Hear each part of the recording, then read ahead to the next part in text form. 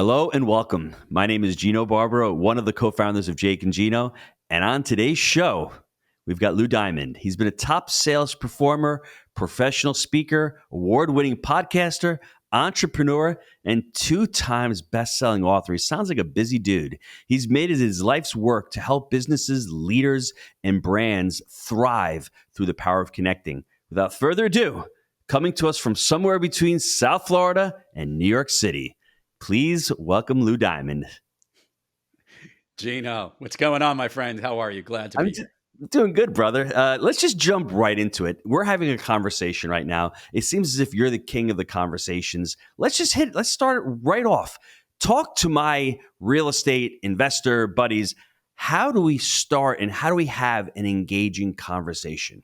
Great question. Great way to go out of it. And make it clear, I want to give you the premise that every connection in our lives begins with a great conversation. If you think about from even when you're a little kid going googly gaga to your mom and dad, you didn't know what they were saying, but there was some connection that happened there. Every friend that you've ever made, every girlfriend you ever made, every job you've ever had, every good interview, something magical happened, and it began with a really good conversation. And for many, many years, I've recognized there's lots of ways to do things or say things. But what I learned is that there's a component of having a good conversation with someone and connecting with them that makes us enjoy, understand, want to be with the person and want to continue to have more conversations, because the goal of one conversation could be to lead to another. So what I learned is that it has nothing to do with what you have to say and not so much what you have to do, but it's how you need to be in every conversation you have. And as a realtor or someone trying to sell a property, as a real estate owner or whatever it might be, with the potential buyer or seller, whichever side of the fence you're on, how you need to be going into that conversation has always been an impetus for me to understand, how do we get started? How do you lead into it? What do you do during it? And maybe most importantly, what do you do after? Understanding that before, during, and after of every conversation is where connections not only are made, but where they thrive. That's the impetus of where this all goes. Brother, I just have so many questions from that. My mind is exploding because we can go down the empathy route. We're going to go down that.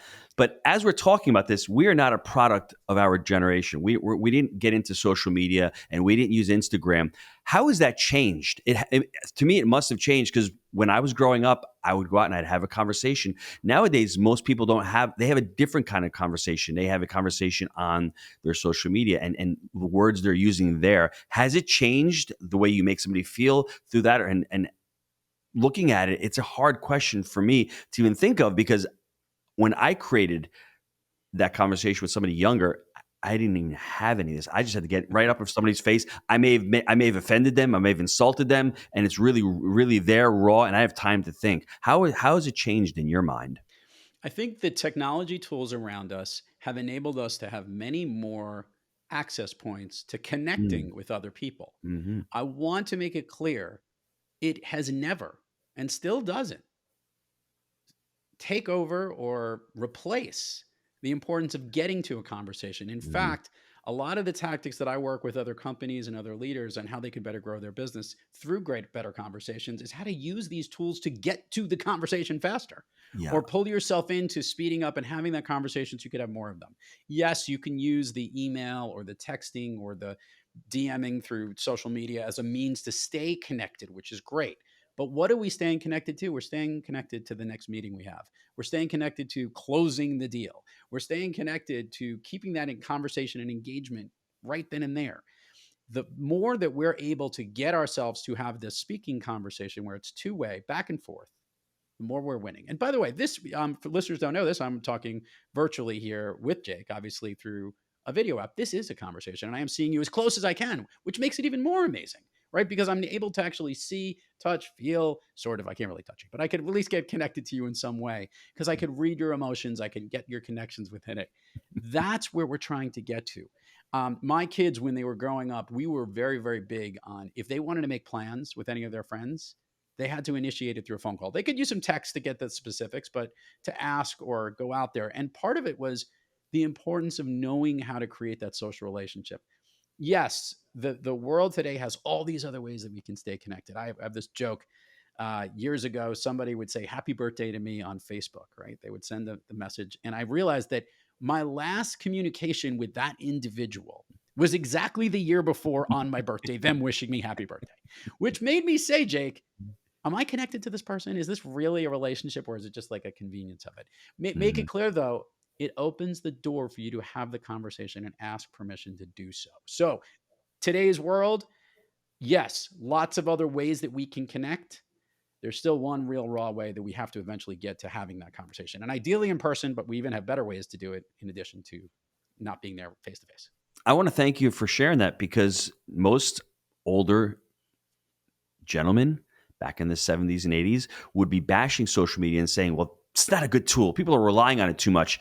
It's just a tool, everybody, to get to the next conversation, to get to that next touch point. And if you're using it that way, man, you're adding gasoline to the fire, is exactly what you're doing. Now, you said how you need to be to get to that next conversation. Can you dive Yeah. into that and unpack that a little bit for us? I'm going to start off with I have this expression on what I call connecting your voice, V.O.I.C.E.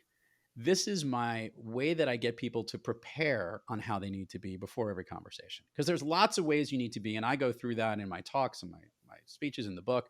But the quick way of almost knowing how to like flip the switch to say, how do I need to be ready in the conversation is a really good planning tool.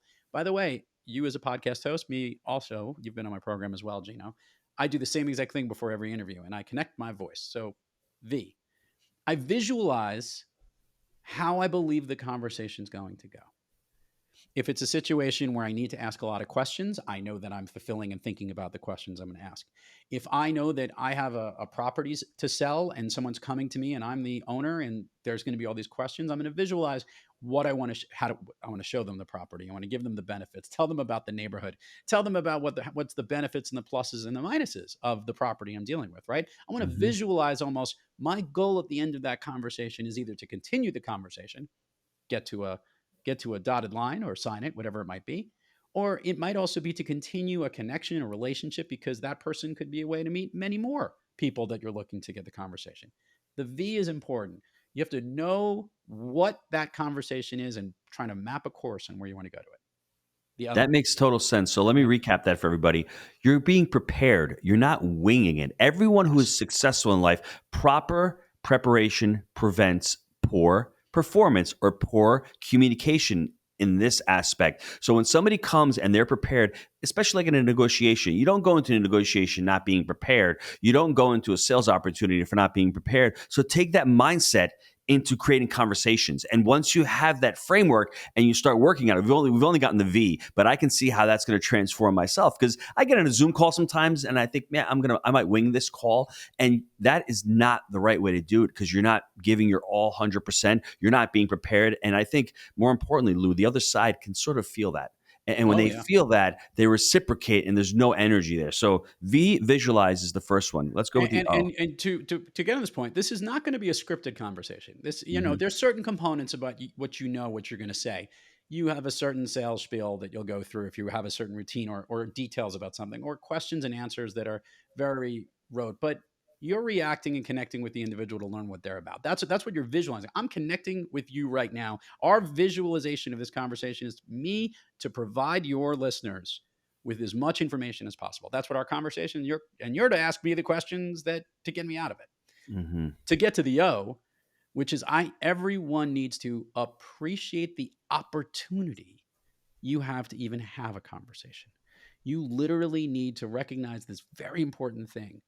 Every conversation is a gift, and you need to treat it as such. That opportunity that you're having right then and there is one of the most important ways that you're going to connect with somebody and make it clear. Without the conversation, you're not going to achieve your goal. You're not going to make the sale. You're not going to grow your relationship. To have the conversation is a gift. It's been literally handed to you. This individual that you're connecting with is going to add something to your life. It's going to add something to your world. It might add something to your bank account. And it may also add another conversation down the road, which will be another opportunity for you to appreciate. So appreciate every opportunity. That's what the O has to do with. I'll run through I Gratitude. see. Yeah, gratitude. Gratitude is the big thing, Lou. Let me jump in just real quick. Yeah, yeah. And I think most of us don't look at that. We should start out the conversation by saying, "Hey, listen, it's an honor and it's a privilege to have you on this podcast." And once you take that, you take that step, you're saying to yourself, "Wow, I'm really going to have a great time with this guest." But really, this guest took an hour out of his or her time to Yeah. spend with me. And if you're all entrepreneurs and you're saying time is money, time is the most important thing, well, let's at least acknowledge that that's what it is and say that there's an opportunity to connect this with this person for the next hour. So I love that. Always great. That's excellent. And importantly, that this is a genuine appreciation. Yes. This isn't just doing it for the sake of doing it. I literally want you to recognize it is a gift for us to speak right now. There's a gazillion people on the planet doing a gazillion different things. It is really hard to get people to connect. So the opportunity to create the conversation where every connection begins with a great conversation, then for certain you have to appreciate it and go in with it. I is challenging. I is very challenging because it's the identity you need to be in that conversation. There is a role that you have in it. And we don't think of that role too often because a lot of times the role might change literally mid conversation, especially if you're meeting someone for the first time, or if you're trying to sell something, or you're trying to educate somebody about something. A lot of times we go into conversations and we're not 100% sure what our identity is. And why I always stress this is if you've ever been to a trade show, Gino, you know that if you go into a booth and you walk into the booth and someone's got all their logos, all their gears, they're selling some form of service or offering or software or platform, or maybe it's their sense of properties, whatever it might be. And you go into that particular place and you're inquiring, most of the people there that are there to help are there to help because you potentially could be a prospective client or customer of that place. You're walking into somebody else's business at a trade show, in Mm-hmm. a store, whatever it is. When you try to flip the script and you hand somebody their business card right away and go, let me tell you how I can help you because you're going out to network that way, it never works. It never works because you've flipped the identity of who you're supposed to be. You've walked into a place where it is. I've learned that great connectors clearly know their role and place in a conversation in a given time. And yes, it might ping pong back and forth when you're establishing a connection with one another, but knowing going in what identity you need to play is the starting point. Know the role you have to play in that conversation from the very beginning. It will change, it will adapt, it might evolve, but going in, it's essential. Because if you come in a little flip floppy or flaky, you're going to get somebody that I don't know if this person is not only buying or selling, but I don't know if I can connect and trust with this person because I don't know who they are. We like to know who people are. So know the identity you need to be in that conversation. Can I ask a question about identity? Yeah, sure. A lot of This is your sales. show. You could do whatever you want. I'm just. Did you hear that, Julia? I can do whatever I want. Whatever he wants. The identity aspect. A lot of salespeople use posture. And that identity. Can you go through that with me for a little bit because that's such a turnoff. And years ago, the internet would be like, let's posture this person up and let it make him seem powerful, and then you're just being an overburden. And a lot of people don't want to be sold; they want to buy. So I think the vast majority of us need to work on that identity piece. Don't you agree with that? I think not only do we need to work on it, I think we also have to know how to read a room and adapt to it. Because Mm-hmm. as I said, the identity is knowing who you need to go into the conversation with. I'm inquiring. I want to learn. I want to be open to it. The more evasive you are when you go to meet somebody and have a conversation, or the less you're willing to open up, the less someone else is let you in. I love to use the analogy, Gino, that if two people are connecting, and I'm using my hands in two little circles for the listeners here, a connection is when those two circles overlap and you kind of create the Venn diagram, right? The two worlds come together, they emerge. When you're uncertain and you don't know who you're dealing with, you're a little hesitant. You want to understand what that person's role is, who they are, how you know them. If you meet a complete stranger, we are less willing to let that person in. Make myself very clear here. Making a connection is bringing worlds together. Having a great conversation brings that connection together and overlaps them. So establishing an initial trust on who you are, what you're about, and why you're there to have this conversation is actually important. You don't have to voice it out and spell it out in those pieces, but you need to make it clear in the way you present yourself and the way you need to be. Love that. C. C and E, I'm going to merge together, and that's charisma and energy. I want to make it clear from a charismatic point of view, you have to be, that's the authentic, that you have to be who you are. You have to bring pieces of yourself. I love to say, unleash your superpowers in a conversation, unleash the super things that you have about you. The way you need to be is just to open up and be like, hey, I'm really at a point where I know that I want to connect with this person. I'm going to tell you all the great things. I love to talk about connection. I love to talk about having good conversations. I love to host podcasts. I love meeting people who are truly thriving in their lives. And that's literally what I'm about. And I love to bring that stuff out. Show that in your charisma. Bring your superpowers. I could be a detail oriented person. I'm the one when it comes to the deal that's going to tick all the boxes and make sure everything's correct. I'm the one who's more visual and visionary, and I have a bigger understanding of not just this property, but a whole series of properties. And I want to partner with you, right? Those are the types of charisma things that we want to see come out of there. And the E is really simple. You need to bring energy to connect with someone. Make it clear no one wants to connect with a dud. Elevate the energy in the room, lift up the pulse in the conversation. You may, and I don't mean like shout it from the rooftops like I do from a stage or you do from this podcast platform. You want to just elevate it a little bit because it takes a little bit of energy to make the connection in your conversation. You've ever had those conversations, Gino, when you're starting to talk to somebody and before you know it, they're like really like draining you and slow and soggy. It's like you're like, I don't want to have this conversation. I don't want to be involved in this. You need to pump up the volume a little bit. You need to add the little circulation in there with the energy, and you need to bring that energy into each conversation you have. And the more you do that, the more people are going to want to connect with you and have more conversations with you.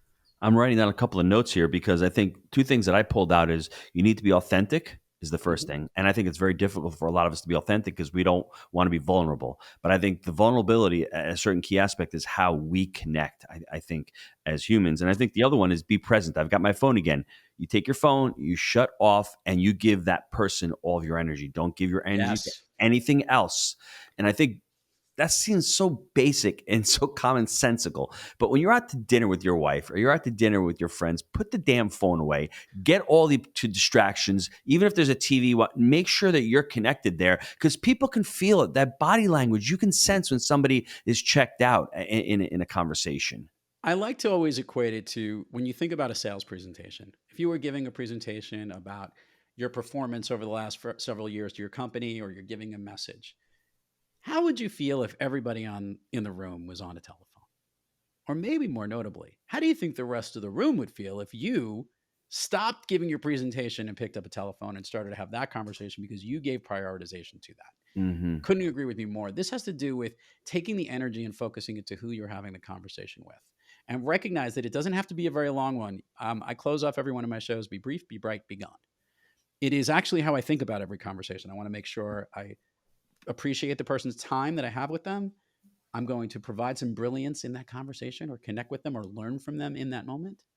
And be gone doesn't mean drop the mic and run out, but I'm going to elevate the conversation onward and upward from the end of my conversation that I have with them. So that mindset is how I know I have to approach my energy.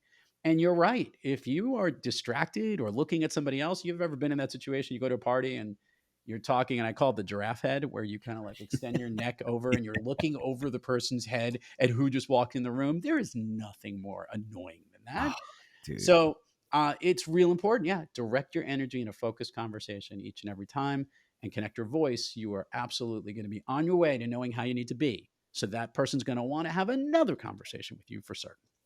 Lou, do you have any conversations in your mind that have just gone sideways or terribly and maybe use this voice framework saying this is what that person did wrong or even this is what I did wrong? Because sometimes we make mistakes reflecting Yeah. back on the conversation. I have a lot of conversations with myself, Gino. So I look at it this way that there can be times where I love to be in the seat of asking and listening more than talking and telling. It's really easy to do in your seat as the podcast host. And when I'm a guest here, I'm intentionally talking and telling because I'm trying to inform your listeners, but based off of really good questions that you're asking. So for me, if I'm just in a regular conversation and I'm doing a little bit too much talking, I try to almost like, you remember those old stagecoach like westerns where you had the western, they'd pull back on all the four or six or two horses, whatever it was that was pulling your cart. I try to like yank it back and be like, hold on 1 second. I may be talking too much here. Let me flip the script. Let me ask more questions in that direction because the one who's asking the questions is leading the conversation. The one who continues to talk too much isn't really listening, and they're going in that. So you're going in a great conversation. You're going to almost have to balance asking and listening, talking and telling, but in a way that everybody gets a turn to ask and listen and try to almost own that. If you could do all of that, you're winning. It isn't going to be that, because there is a point where you'll exhaust all of the questions that you have, and you eventually will have to start talking and telling to someone. But to start off, asking and listening is how you can speak easy and go with that method. It's one of the key lessons on, be curious is when you're asking and listening, right? Be curious in every conversation like you are right now. Lou, this is so important to all the real estate investors and anyone out there, whether you're going to buy a home, whether you're going to buy an apartment complex, whether you're going to go to a bank and get a loan. Mm-hmm. You should be out there trying to gather information and intel. You're out there trying to understand why the other side's selling the property, what the price point is, what the benefits are. And if you're out there talking, the broker's getting information from you. So you really should be out there listening and having the empathy and saying, well, why is this person selling? Because everyone assumes someone's selling a property because they want to get the highest price. But maybe that person's just burned out. Maybe they just want to sell. Maybe they're sick and tired of real estate. Maybe they have an opportunity from somewhere else. Maybe they're moving out of state. Maybe they're burned out. Maybe they have a health situation. You don't know unless you ask those, what we call empowering questions, those Yes. open-ended, thought-provoking questions. And most of us, the vast majority of us, were not taught that skill. I went to become a life coach in 2014. I'm like, wow, I never even knew there were empowering questions. I mean, it's like open up a whole new world of possibilities. So if you're an investor or you're negotiating, that's the number one skill that you can pull out by asking questions and listening to what those answers are. Gino, taking some of your heritage appropriately, the best listener I ever witnessed has been documented in two best picture movies in The Godfather, and Don Vito Corleone Yes. does more listening and asking questions in his roles than talking and telling. It's only after he's asked a certain number of questions. If you ever, when he meets somebody, tell me what the problem is, what's the situation, and then he's able to process it. I think it's real important for people to understand when they go into any business conversation that you don't have as much power when you're talking and telling. You have a ridiculous amount of power when you ask. And it also shows a sense of kindness, gratitude, courtesy, respect. That's what we want when we want to have a good conversation. When we leave a conversation, I talked about, what you need to do before when you're in the conversation, have the flow. Well, afterwards, what do you want to feel? After a good conversation, I know this is true because you've hosted an amazing number of shows on this program, Gino. You feel great. You feel enlightened because you asked a ton of questions. Oh my God, I got so much information from Lou you shared with my listeners. And I'm like, thank someone's paying attention to me. You learn this in coaching. 98% of the time, we are in what is called self-listening. Listeners need to understand this. And this is going to be the difference between your top real estate performers and the ones that are not, in the masses below. Because 98% of the people are only focused on themselves. How is this going to affect me? How is this conversation going to direct me? What is Lou telling me right now on this show that can be added into my world? That is 98% of the time. And by the way, we were built this way. Years and years and years ago, we needed to listen very carefully in the woods because something was either going to eat us or be what we eat for dinner, right? It was this total, fight or flight type of mentality. So we had to listen for our self-preservation. We created some security blankets, we created certain layers, and we created certain things over time that we don't have to worry about, dinosaurs eating us or whatever it might be. But what we do have to worry about is how we can connect with other people. And instead of having to not make it about ourselves, there's so much value when we ask somebody else. So it's like less than 2% of the time we focus on somebody else and what they are about. Mm-hmm. It is in that less than 2% that we make the connection in the conversation because we've been asking and listening, being empathetic. We're being coach-like, just like you are, Gino. You're being coach-like. And it is in that moment that we connect with great coaches because they have spun the math in our favor. Because guess what? We love it when we talk about ourselves. When someone's now listening and wants to know more about me, I'm enlightened. Mm-hmm. Think of it that way in any sales situation. That's how important it is to be in listening level 2 is what it's called, which is focused listening, focused on the person we're having the conversation with by asking great questions that are endearing, empowering, and empathetic in a way that will enable you to connect from what really matters to them and learn what their problems are, because then you can answer and address them and solve their needs. sell them their house, buy their house, or get involved in that transaction and know you're going to feel comfortable to do business with them. When I was at the restaurant business, I would be in the kitchen. I'd get delivery orders from the produce guys, Yeah. from the fish guys, and I would sit there. Wasn't really a big talker, but they'd come over to me and they'd start talking to me. And I remember one produce guy was talking about his relationship with his wife, how he was having a tough time, thinking about getting a divorce. And I just asked him a couple of questions. About a week later, my brother comes back and he says, something about the produce guy. And I'm like telling him his whole life story. My brother's like, how do you know that? I said, just basically asked him a couple of questions. I wasn't judgmental. I let him speak. And I don't want to say it's a gift, but I was just able to draw out things. And like I said, no judgment there. I was really curious because I'm sitting in the kitchen looking at chicken and shrimp all day. I'd rather speak to an adult, you know what I mean? Every 15 minutes coming in and paying. And I was just that kind of person. And I think we can all be that kind of person. And I think that's the most powerful thing that you can do for somebody. You give them 5 or 10 minutes of your time. They want to dump on you. That's great. That space that you're allowing somebody to be able to do that is so powerful. So the next time the produce guy would come in, he'd throw me a couple of oranges. The fish guy would throw me a couple of lobsters. And I'm like, well, why?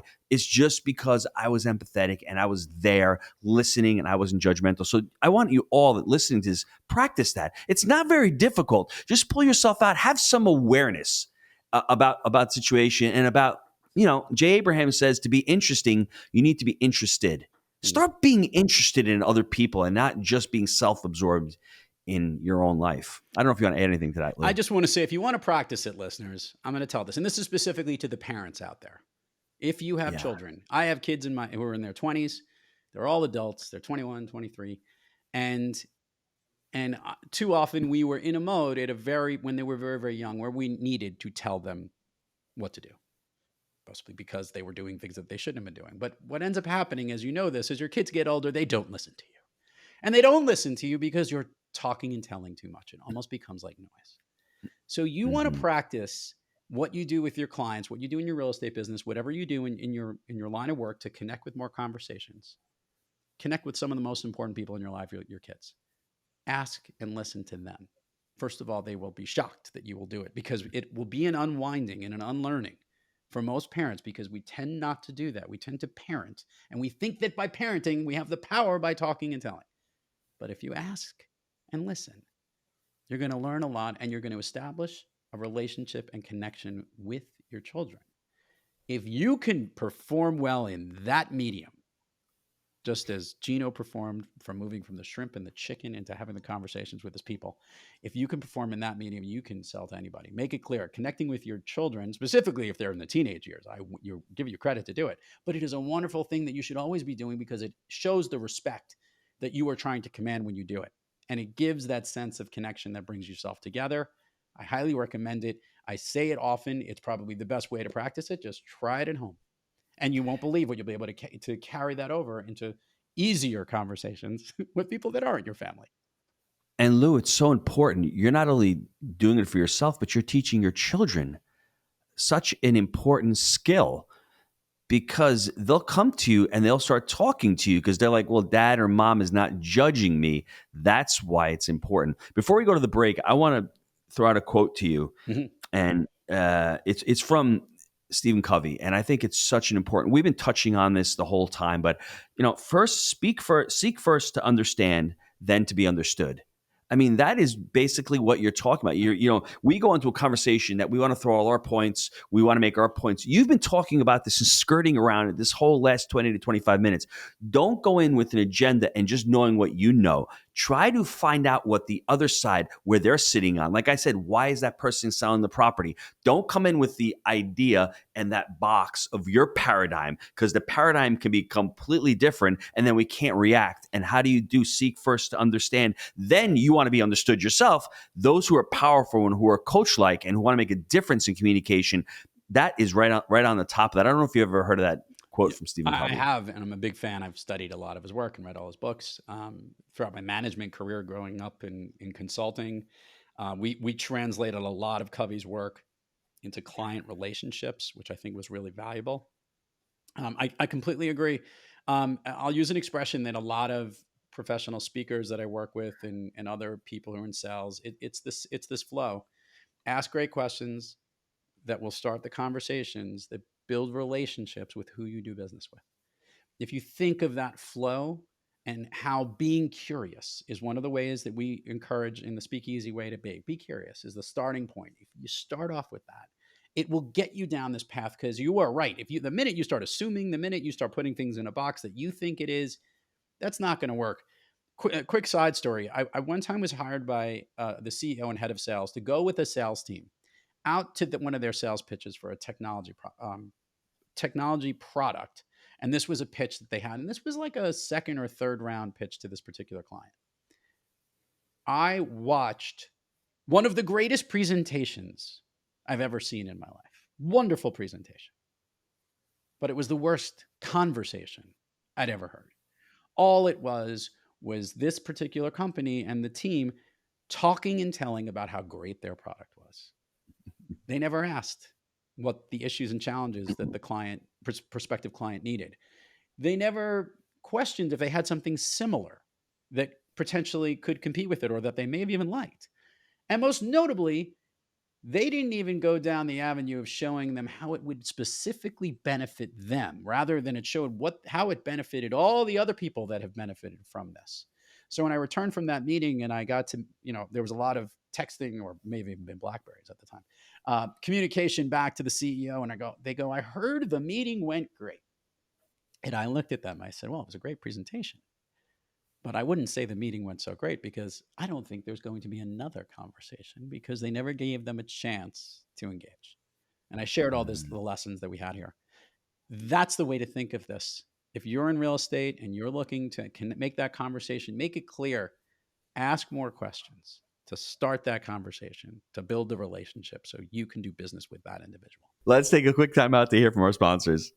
Now, we have had a great run in multifamily, going from 0 units to over $250 million in assets. That's over 2,000 apartment deals that we've been able to purchase through our framework: buy right, manage right, and finance right. Now, Jake and I, we created the Jake and Gino community back in 2015. We launched our first book, Build Our Profits. And since then, our students have closed over 60,000 units. That's over $4 billion in assets they've been able to close over the last 6 years. And that's why this community has been so successful. We call it results-based education, and we pour back into the community everything that we've learned on our journey from 0 to 2,000 units, and all our systems and scale that we use on our very own property management and investing companies. Jake, I love that. It's not just education, it's implementation. So what I want you to do, click on that link down below, apply to work with our team, see how we can help you on your journey in multifamily. And we're back from a quick break. I want to thank Lou Diamond for being an amazing guest on the Jake and Gino Show. His life work is to help businesses and brands thrive through the power of connecting. And what I loved about his framework, it's connecting your voice. Let me go over that framework real quick for you so you can take some notes and really dive into it, because this is the essence of life. Once you start creating those connections start to grow. And especially in real estate, it's so important in real estate to start reaching out to people, whether they're realtors, whether they're mortgage brokers, whether they're investors, potential partners. Once you're able to connect with others, your network, your net worth will explode. The first one on your voice is to visualize. Visualize when you start connecting with someone. The second one, look at every single connection as an opportunity. You have a Zoom call in 30 minutes, get on there. You never know what you can expect from that opportunity. Be grateful. Adopt the go-giver mentality of jumping on that Zoom call or whatever it is. If you're being, interviewed for a podcast, take that as an opportunity. Be grateful, show gratitude, and that will come forth through the smiling and through the body language, and that will allow you to connect at a deeper level. The third one is to identify them. And number 4 and number 5 is charisma. Have the charisma. We all have charisma. Let's show your inner soul, your inner charisma. And this last one, the 5, the E, energy. It's about your physiology. Get ready before a call. Jump up. Do some breathing exercises. Be thankful that you have the opportunity and show up with energy and passion to every single call, because it's contagious. People don't want to listen to someone who is depressing or who is a downer, who is a victim. They want someone who has energy, and you will be able to connect at a higher level. Visualize, opportunity, identify, charisma, and energy. And what I like the analogy, he was talking a little bit about it, the Italians. Be a little bit more like Don Corleone, as I like to say, more listening and asking questions. That's what he did. And that's what made him special. He was always thinking, but he always wanted to know what everyone else was thinking and make judgments, because you ultimately have the power when other people are talking and you're asking questions. The power is in asking, not talking and telling. That's the power. So the next time you want to start talking, think about Don Corleone sitting back and hearing his consigliere and hearing everyone speaking, and then you make your judgment. Be the last to speak. Take it all in. As one of my mentors said, to be interesting, you need to be interested. To learn more about Lou Diamond, visit Russ, let me do that again. To learn more about Lou, visit thrivelud.com. That's thrivelud.com. And thanks once again for Lou for being an amazing guest on the show. And we will see you on the next Jake and Gino show. Thanks.